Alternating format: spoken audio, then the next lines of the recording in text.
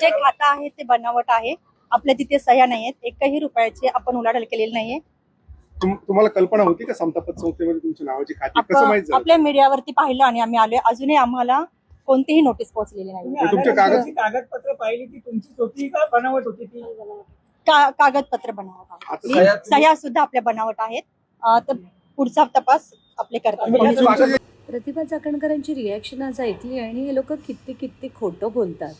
आता याच प्रतिभा चाकणकरांचे total records जे आहेत ते 236 आहेत.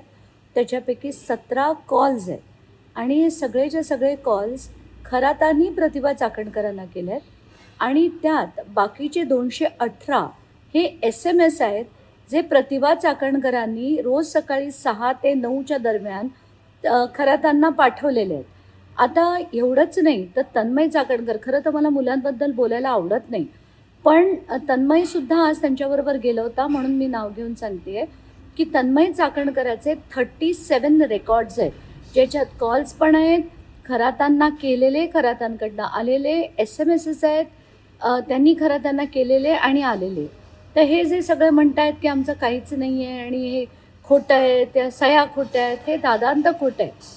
दुसरी गोष्ट म्हणजे जयश्री काळे पालवे ज्या त्यांच्या वकील म्हणून गेले होत्या त्या सदस्य आहेत एका आयोगाच्या आणि आयोगाच्या सदस्यांना कुठलीही प्रायव्हेट वकिली करता येत नाही.